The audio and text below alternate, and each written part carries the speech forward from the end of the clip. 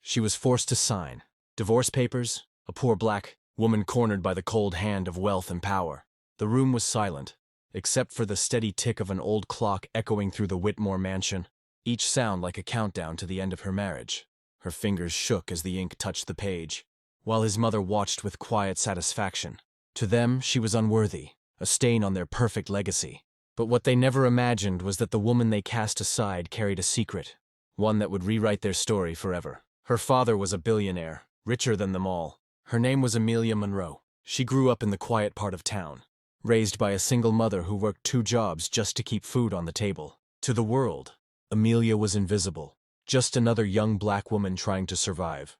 But inside, she carried a quiet strength, a belief that her life could mean more than struggle. She met Nathan Whitmore during her 2nd year at university. He wasn't like the others, at least not to her. He was the heir to one of the wealthiest families in the city, but he treated her like an equal. They studied late in the library, walked home together under dim streetlights, and shared dreams that felt larger than both of them.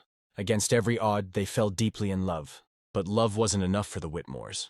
Nathan's mother, Evelyn, carried the cold perfection of old money. To her, Emilia wasn't a partner. She was a blemish, someone from the wrong side who threatened their carefully built image. Evelyn smiled in public, but behind closed doors her disdain dripped like poison. When Nathan married Emilia in a quiet ceremony without the blessing of his family, the tension grew unbearable. Evelyn felt humiliated. To her, this was theft, her son stolen by someone unworthy. She vowed that one day she would undo it. For Emilia, the pressure was crushing. She loved Nathan with all her heart, but each gathering with his family was a test she could never pass. The stares, the whispers, the cutting remarks, they made her feel small. But still, she clung to love, hoping it would be enough, until the day Evelyn struck with finality. The ambush came one gray afternoon inside the Whitmore estate's private study. Emilia was summoned under the pretense of a family discussion. She walked in to find Evelyn waiting, not with tea or small talk, but with a folder thick with legal documents. "Sit!" Evelyn commanded. Emilia lowered herself into the leather chair, her palms sweating. Evelyn slid the folder across the desk. "These are divorce papers. You'll sign them now." Emilia's chest tightened. Divorce? Her heart hammered as she opened the folder. The words blurred, but the intent was clear. Her marriage was over. She stammered, "Nathan doesn't know about this." Evelyn's lips curled into a cruel smile. "He doesn't need to. He'll thank me later. You've brought nothing but shame to this family. This ends today." Emilia shook her head, her throat closing. "I love him. He loves me." But Evelyn leaned closer, her voice sharp as glass. "Love doesn't erase bloodlines. Love doesn't change the fact that you will never be one of us. Sign the papers, or I will destroy you. You'll leave this marriage with nothing. No money, no home, no reputation. Do you want me to prove how easily I can erase you?" Emilia's hands trembled. She thought of Nathan, of their dreams, of everything they had built. But she also thought of the weight Evelyn carried. The power, the influence, the way she could crush her with a single phone call. Tears burned her eyes. Slowly, painfully, she picked up the pen. Every stroke of ink felt like tearing out a piece of her soul. She signed her name, slid the papers back, and left the room without another word. That evening, when Nathan returned, she was gone.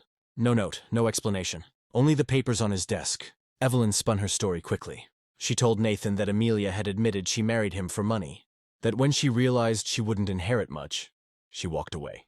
Nathan didn't want to believe it. His chest ached with doubt, but what proof did he have otherwise? The papers were real. The silence was real. Meanwhile, Emilia sat alone in her small apartment, broken but breathing. She replayed the moment again and again, hating herself for giving in, hating Evelyn for winning, and hating the cruel truth. Sometimes love wasn't enough against power. But Evelyn had underestimated one thing. Emilia wasn't just the girl from the poor side of town. She had a father, a man she hadn't spoken to in years. And he carried a secret fortune that would soon come crashing into the Whitmore's perfect world. The revelation came weeks later. Nathan was invited to a private gala hosted by one of the city's most reclusive billionaires, a man whispered about in financial circles but rarely seen in public. Nathan arrived out of obligation, still hollow from his failed marriage. The ballroom shimmered with chandeliers, the air buzzing with power and wealth. When the host finally took the stage, Nathan froze. Beside him stood Emilia. Not in her cleaner's uniform, not in simple clothes, but radiant in a gown, standing with pride. The billionaire introduced her in a voice that carried through the hall.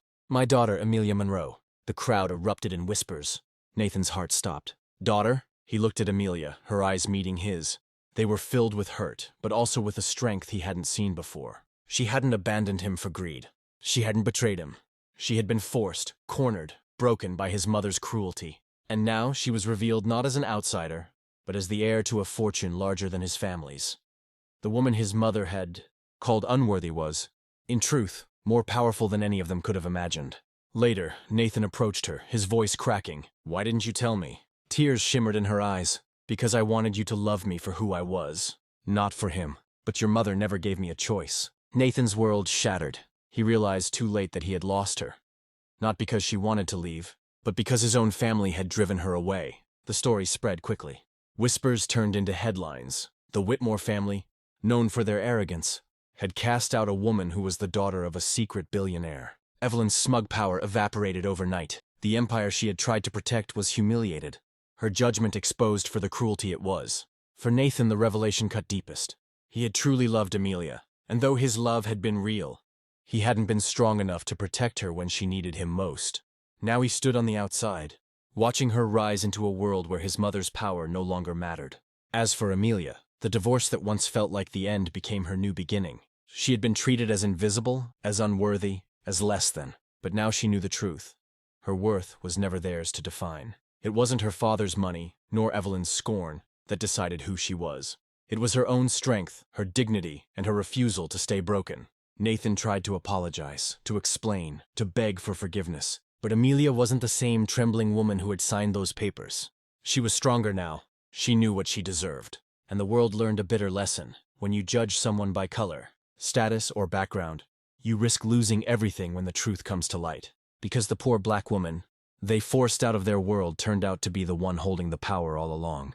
And the question remains, how many lives are destroyed, not because of lack of love,